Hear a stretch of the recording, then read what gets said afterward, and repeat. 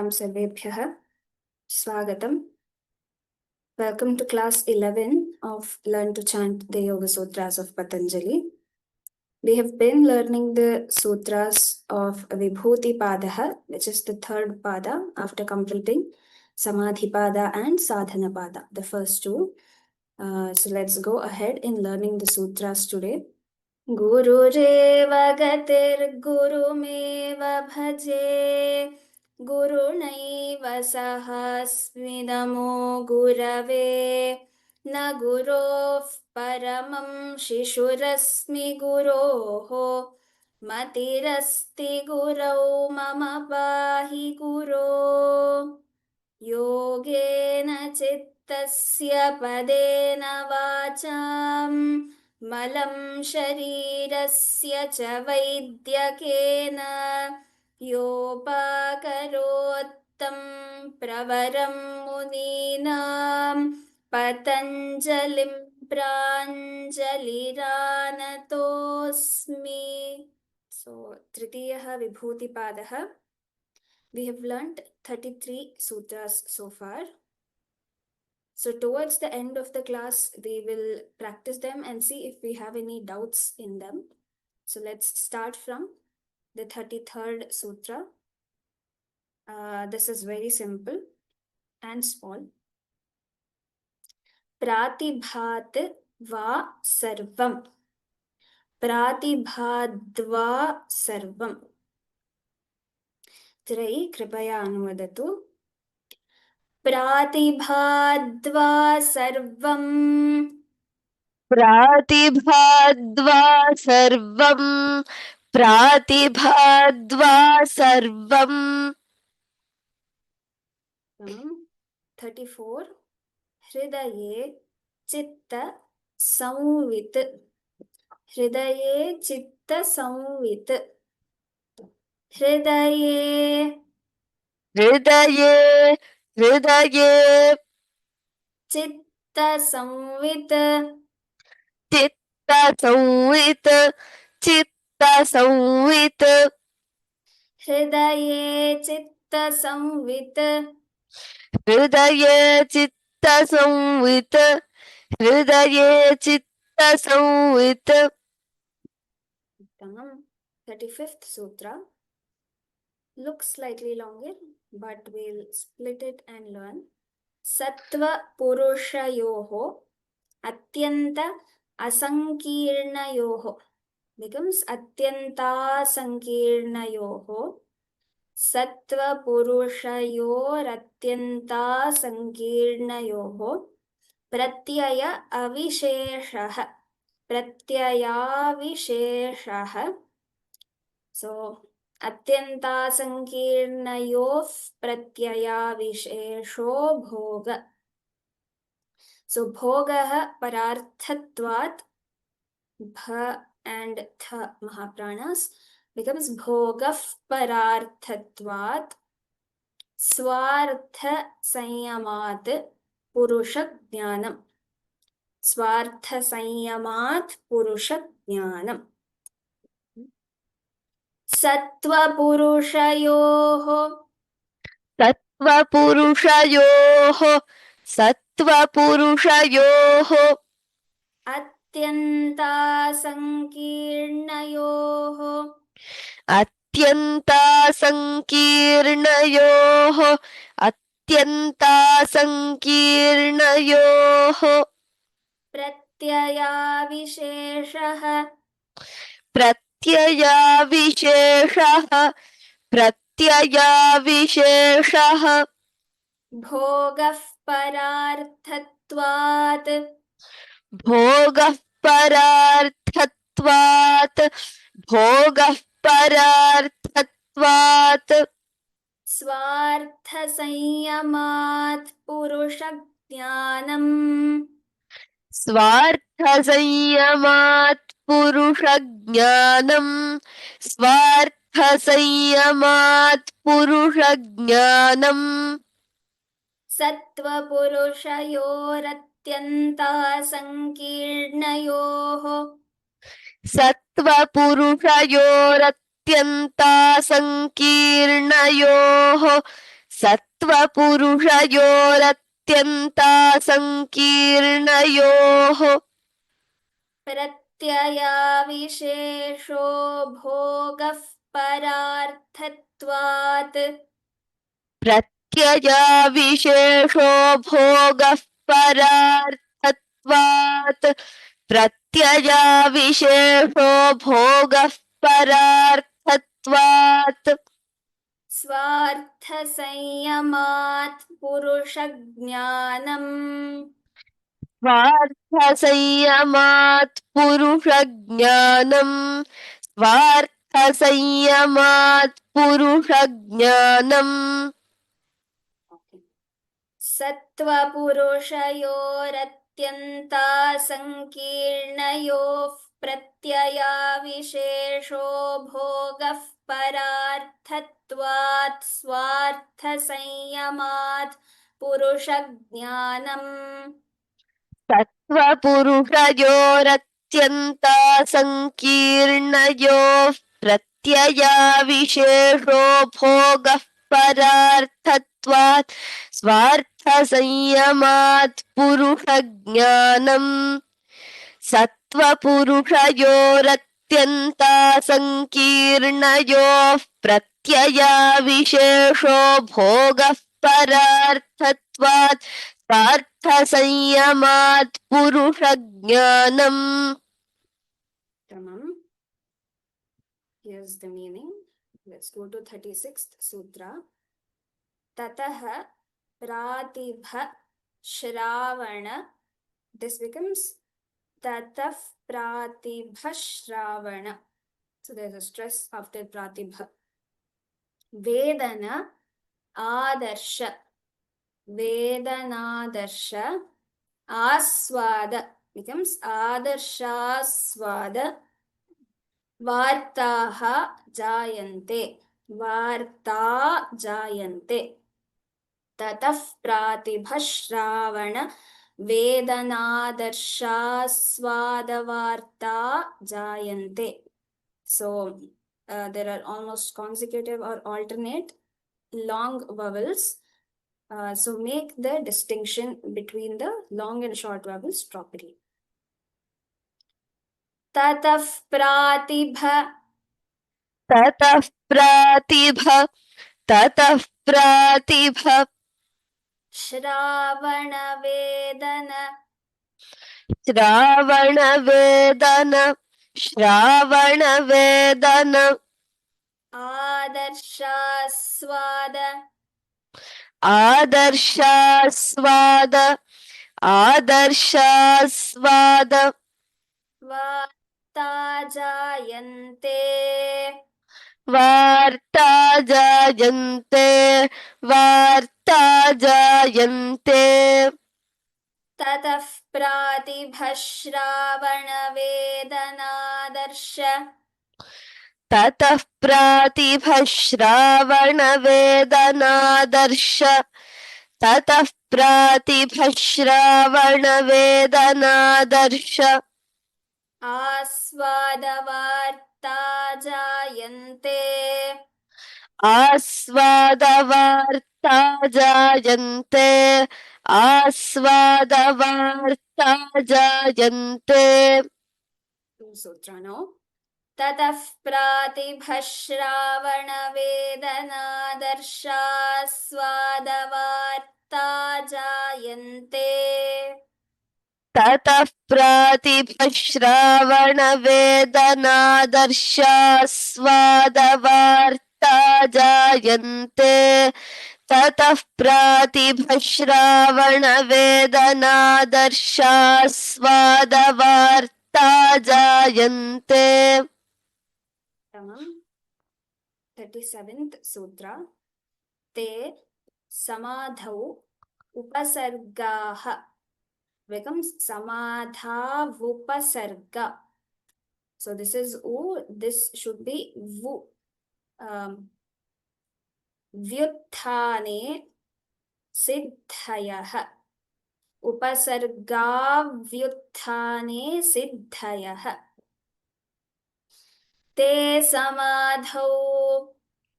ते समाधौ ते समाधौ उपसर्गाः उपसर्गाः उपसर्गाः व्युत्थाने सिद्धयः व्युत्थाने सिद्धयः व्युत्थाने सिद्धयः ते समाधावुपसर्गाः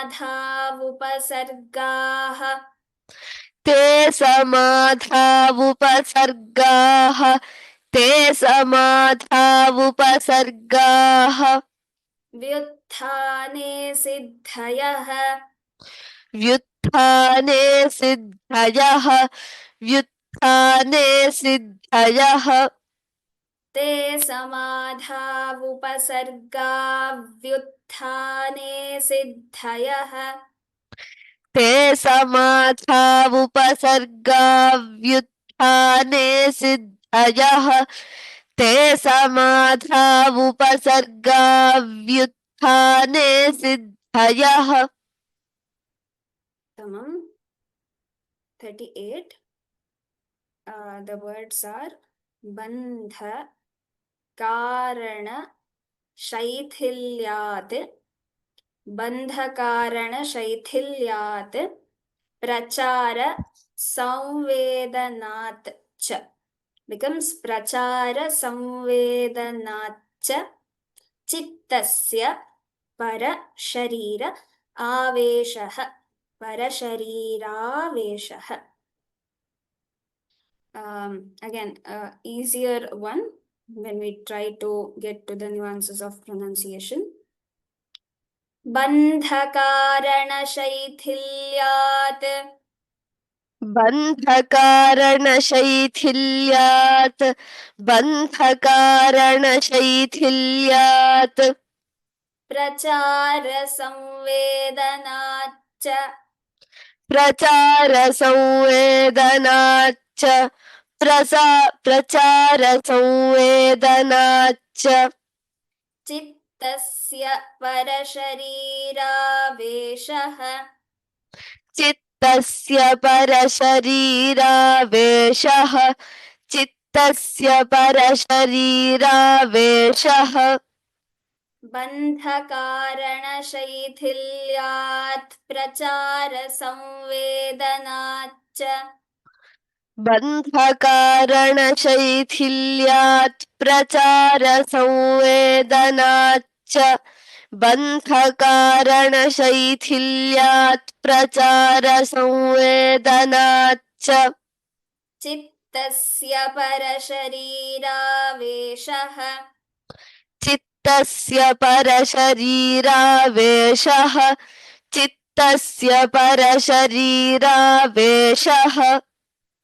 बन्धकारणशैथिल्यात् प्रचारसंवेदनाच्च चित्तस्य परशरीरावेशः बन्धकारणशैथिल्यात् प्रचारसंवेदनाच्च चित्तस्य परशरीरावेशः बन्धकारणशैथिल्यात् प्रचारसंवेदनाच्च चित्तस्य परशरीरावेशः उत्तमम् 39th सूत्र उदान जयात् जलपङ्ककण्टक आदिषु जलपङ्ककण्टकादिषु becomes उदानजयात् जलपङ्ककण्टकादिषु असङ्गः उत्क्रान्तिः च उत्क्रान्तिश्च असङ्ग उत्क्रान्तिश्च उदानजयात् उदानजयात् उदानजयात् जलपङ्ककण्टकादिषु जलपङ्ककण्टकादिषु जलपङ्ककण्टकादिषु असङ्ग उत्क्रान्तिश्च असङ्ग उत्क्रान्तिश्च असङ्ग उत्क्रान्तिश्च उदानजयाज्जलपङ्ककण्टकादिषु उदानजयाज्जलपङ्ककण्टकादिषु उदानजयाज्जलपङ्ककण्टकादिषु असङ्ग उत्क्रान्तिश्च असङ्ग उत्क्रान्तिश्च असङ्ग उत्क्रान्तिश्च. So now adishu asangaha becomes adishvasanga utkrantischa.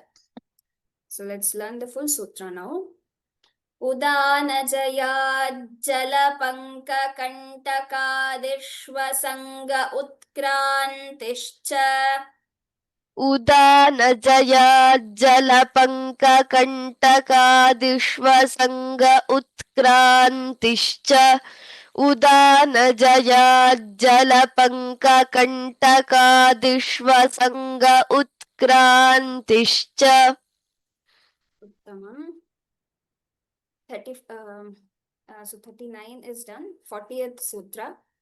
Samana jayat jwalanam. Samana jayat jwalanam. So that's the only place you have to stress as well. Samana jayat. समानजयात् समानजयात् Jwalanam. ज्वलनं ज्वलनं Samana jayat jwalanam. समानजयाज्ज्वलनं समानजयाज्ज्वलनं.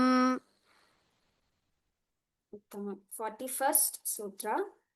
Shrotra akashayoho shrotraakashayoho sambandha sanyamat. So together it becomes shrotraakashayos sambandha sanyamat divyam shrotram. Sanyamat divyam shrotram. So there's nothing happening here. It has to be divyam full and then shrotram.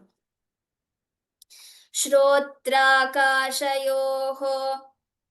श्रोत्राकाशयोः श्रोत्राकाशयोः सम्बन्धसंयमात् सम्बन्धसंयमात् सम्बन्धसंयमात् दिव्यं श्रोत्रम् दिव्यं श्रोत्रं दिव्यं श्रोत्रम् श्रोत्राकाशयोः सम्बन्धसंयमात् श्रोत्राकाशयोः सम्बन्धसंयमात् श्रोत्राकाशयोः सम्बन्धसंयमात् दिव्यं श्रोत्रम् दिव्यं श्रोत्रं दिव्यं श्रोत्रम् श्रोत्राकाशयोः सम्बन्धसंयमात्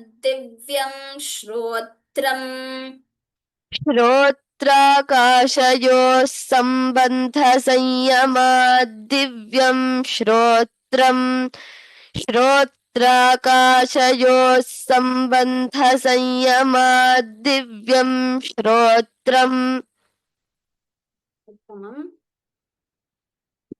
So next sutra, 42nd sutra, Kaya Akashayoho. Kaya Akashayoho. Sambandha Sanyamat. Same words which we learned earlier. Kaya Akashayos Sambandha Sanyamat. What happens this time?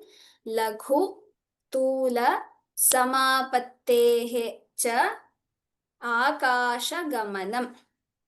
Laghutula Samapatteshchakashagamanam. Sanyamat Laghu. So Sanyamat Laghu. This place it becomes another lakara itself. Sanyamal Laghu. Okay. Kaya Kashayoho. कायाकाशयोः कायाकाशयोः सम्बन्धसंयमात् सम्बन्धसंयमात् सम्बन्धसंयमात् लघुतूलसमापत्तेश्च लघुतूलसमापत्तेश्च लघुतूलसमापत्तेश्च आकाशगमनम् आकाशगमनम् आकाशगमनम् कायाकाशयोः सम्बन्धसंयमात् कायाकाशयोः सम्बन्धसंयमात् कायाकाशयोः सम्बन्धसंयमात् लघुतूलसमापत्तेश्चाकाशगमनम् लघुतूलसमापत्तेश्चाकाशगमनम् लघुतूलसमापत्तेश्चाकाशगमनम् Okay, now for the final join. संयमाल लघु कायाकाशयोः सम्बन्धसंयमाल् लघुतूलसमापत्तेश्चाकाशगमनम् कायाकाशयोः सम्बन्धसंयमाल्लघुतूलसमापत्तेश्चाकाशगमनम् कायाकाशयोः सम्बन्धसंयमाल्लघुतूलसमापत्तेश्चाकाशगमनम् उत्तमम् 43rd sutra bahihi akalpita becomes bahirakalpita, so there's a stress. Vrittihi mahavideha vrittirmahavideha tatah prakasha avaranakshayah tatah prakashaavaranakshayah. No mahapranas. Let's learn this.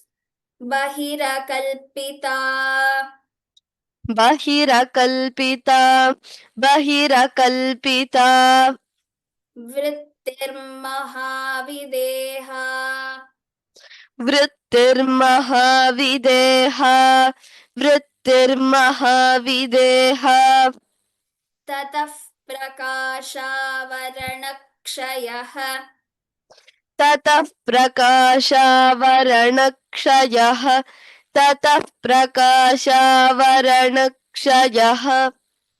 बहिरकल्पिता वृत्तिर्महाविदेहा बहिरकल्पिता वृत्तिर्महाविदेहा बहिरकल्पिता वृत्तिर्महाविदेहा ततः प्रकाशावरणक्षयः ततः प्रकाशावरणक्षयः ततः प्रकाशावरणक्षयः बहिरकल्पिता वृत्तिर्महाविदेहा ततः प्रकाशावरणक्षयः बहिरकल्पिता वृत्तिर्महाविदेहा ततः प्रकाशावरणक्षयः बहिरकल्पिता वृत्तिर्महाविदेहा ततः प्रकाशावरणक्षयः 44th sutra sthula swarupa sthula swarupa sukshma anvaya becomes sukshmanvaya arthavatva अन्वयार्थवत्व संयमात् भूतजयः संयमाद्भूतजयः स्थूलस्वरूप स्थूलस्वरूप स्थूलस्वरूप सूक्ष्मान्वय सूक्ष्मान्वय सूक्ष्मान्वय अर्थवत्व अर्थवत्व अर्थवत्व संयमात् संयमात् संयमात् भूतजयः भूतजयः भूतजयः स्थूलस्वरूपसूक्ष्मान्वय स्थूलस्वरूपसूक्ष्मान्वय स्थूलस्वरूपसूक्ष्मान्वय अर्थवत्त्वसंयमाद्भूतजयः अर्थवत्त्वसंयमाद्भूतजयः अर्थवत्त्वसंयमाद्भूतजयः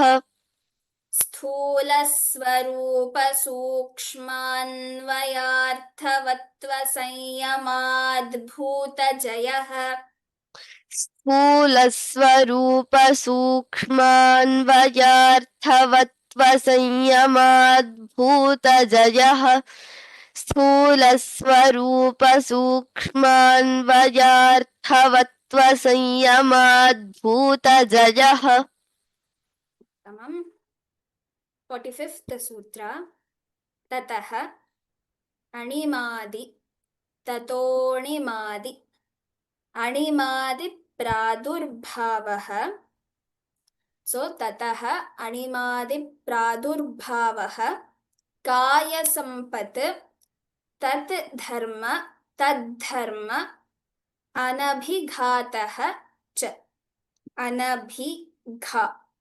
So both are consecutive letters that require more effort, mahapranas. Anabhighatascha. So pradurbhavah kaya becomes pradurbhavah kaya sampat. Let's learn this now. Tatonimadi ततोऽणिमादि ततोऽणिमादि प्रादुर्भावः प्रादुर्भावः प्रादुर्भावः कायसम्पत् कायसम्पत् कायसम्पत् तद्धर्म तद्धर्म तद्धर्म अनभिघातश्च अनभिघातश्च अनभिघातश्च ततोऽणिमादिप्रादुर्भावः ततोऽणिमादिप्रादुर्भावः ततोऽणिमादिप्रादुर्भावः कायसम्पत्तद्धर्मानभिघातश्च कायसम्पत्तद्धर्मानभिघातश्च कायसम्पत्तद्धर्मानभिघातश्च ततोऽणिमादिप्रादुर्भावः कायसम्पत्तद्धर्मानभिघातश्च ततोऽणिमादिप्रादुर्भावः कायसम्पत्तद्धर्मानभिघातश्च ततोऽणिमादिप्रादुर्भावः कायसम्पत्तद्धर्मानभिघातश्च Uttamam. So we'll pause at this. Let's revise the sutras we've learned today from 33rd sutra. So please chant together, chant along with me once. Pratibhadva sarvam hridaye chitta samvit sattva purushayораत्यन्ता sankirnayoः pratyaya vishesho bhogah pararthatvat स्वार्थ संयमात् पुरुषज्ञानम् ततः प्रातिभः श्रावणवेदनादर्शास्वादवार्ता जायन्ते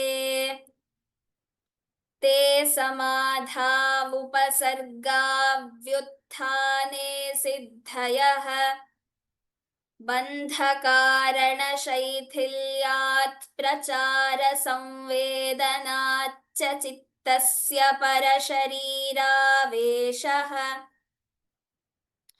उदानजयाज्जलपङ्ककण्टकादिष्वसङ्ग उत्क्रान्तिश्च समानजयाज्ज्वलनम् श्रोत्राकाशयोः सम्बन्धसंयमाद्दिव्यं श्रोत्रम्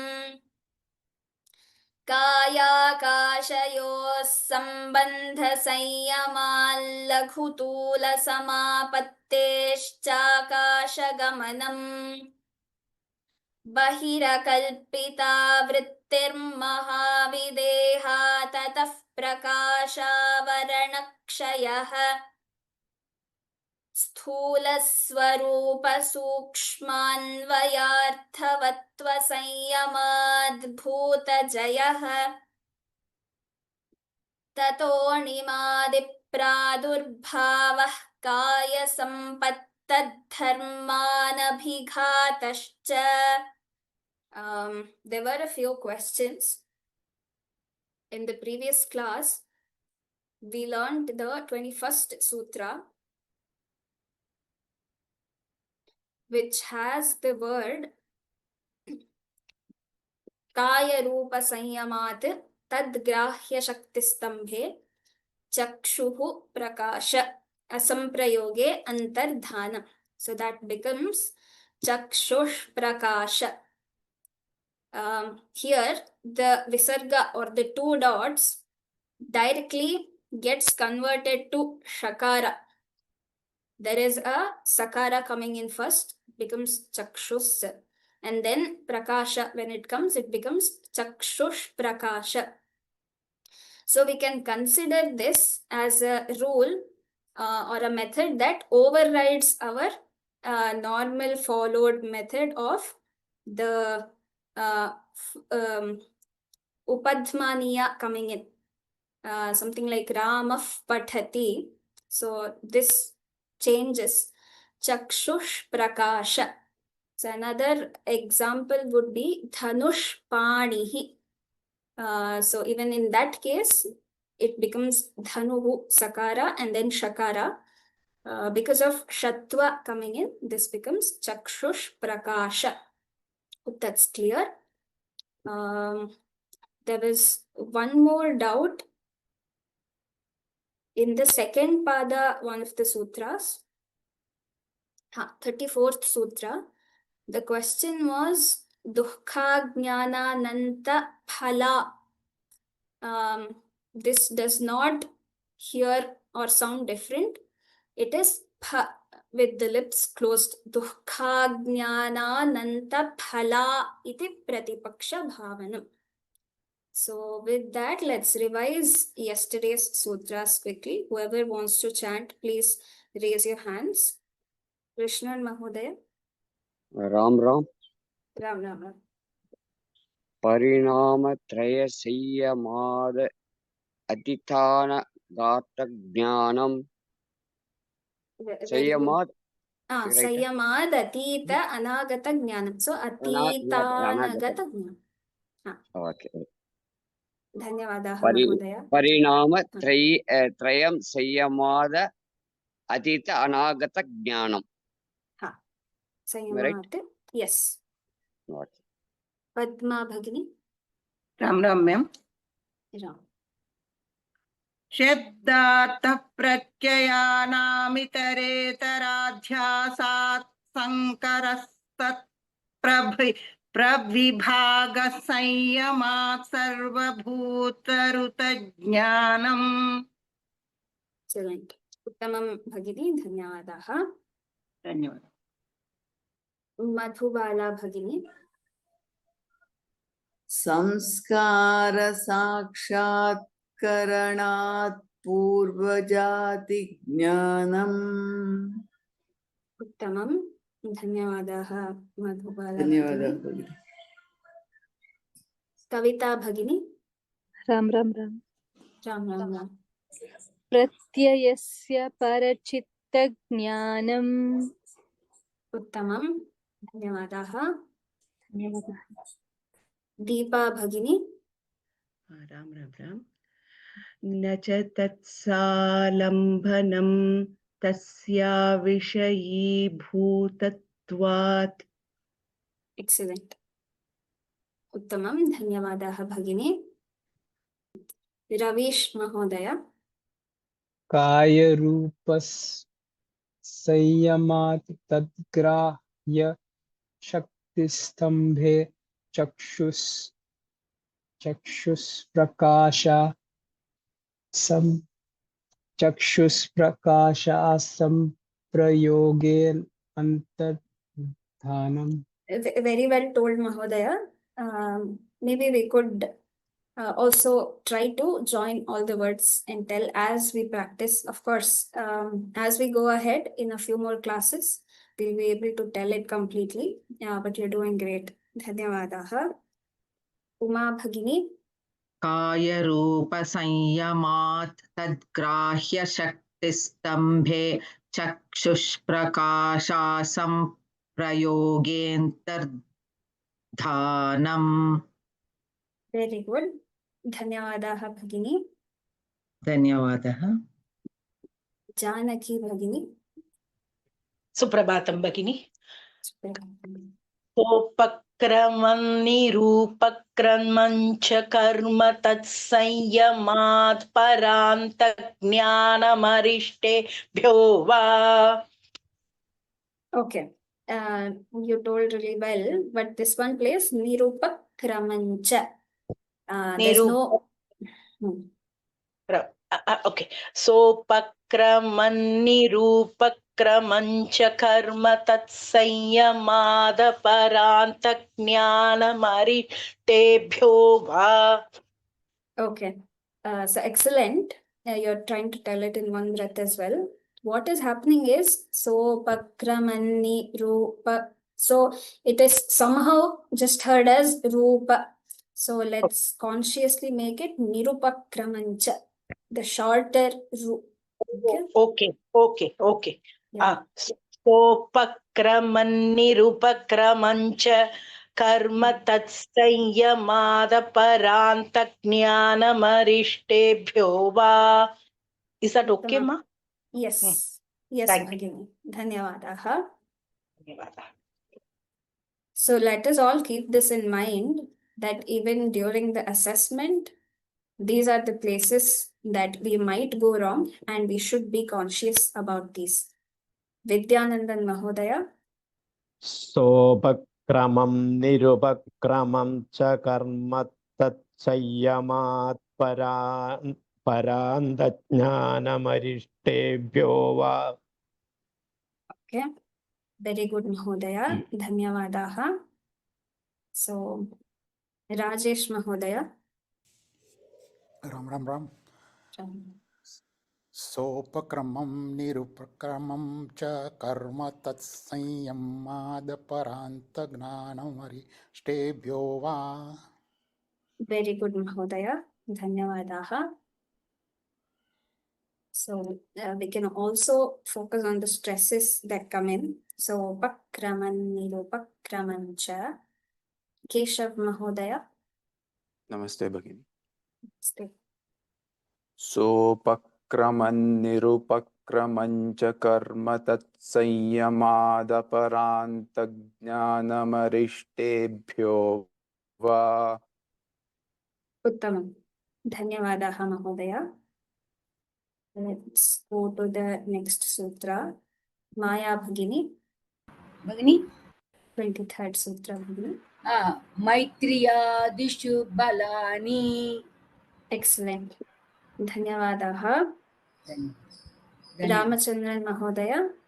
Baleshu asti baladini. Uttamam. Dhanyavadaha. Dhanyavadaha. Shasta Ram Mahodaya. Ram Ram Ram Rama. बलेषु हस्ति बलादीनि. Uttamam. Dhanyavadaha. Ravi Mahodaya, do you want to try this? Yeah. Ram Ram Ram Bhagini. Ram. Pravritya lokanyasat sukshma vyavahitavit उत्कृष्टज्ञानम् ज्ञानम् ज्ञानम् okay उत्तमम् excellent try महोदय धन्यवादाः सुरेश महोदय नमस्ते भगिनी नमस्ते प्रवृत्त्यालोकन्यासात् सूक्ष्म्यव्यवहितविप्रकृष्णज्ञानम् उत्तमम् do you want to tell this sutra as well 26 bhuvana jnanam भुवनज्ञानं Surya संयमात् excellent धन्यवादाः महोदय धन्यवादः महोदय नेहा भगिनी राम राम राम राम राम राम चंद्रे तारा व्यूह ज्ञानम excellent धन्यवादाः भगिनी धन्यवादः रमा देवी भगिनी ध्रुवे तद्गतिज्ञानम् उत्तमम् धन्यवादाः श्रीकृपा भगिनी Ram Ram Ram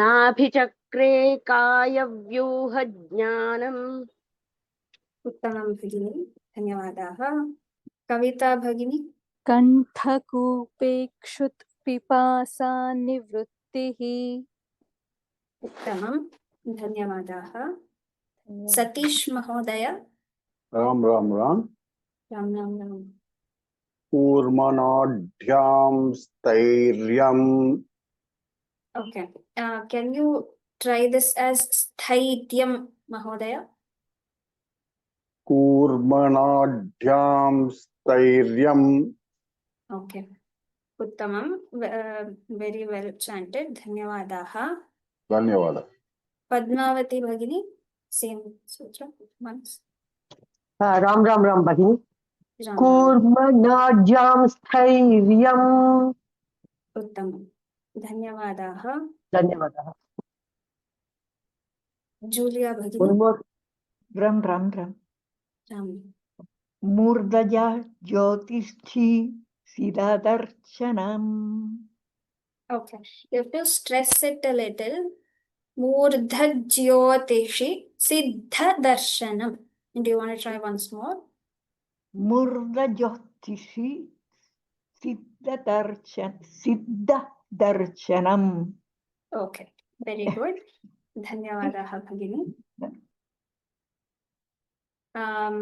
so with that let's conclude today's class सर्वेभ्यः राम राम राम धन्यवादाः it is amazing to hear all of you chant please keep practicing we will all chant together on 21st June on International Yoga Day we'll shortly be having the details of the timings etc but please be practicing let's all join in tomorrow let us conclude today's class with the Shanti Mantraha सर्वे भवन्तु सुखिनः सर्वे सन्तु निरामयाः सर्वे भद्राणि पश्यन्तु मा कश्चित् दुःखभाग् भवेत् ॐ शान्ति शान्ति शान्तिः राम राम राम सर्वेभ्यः धन्यवादाः thank you for joining in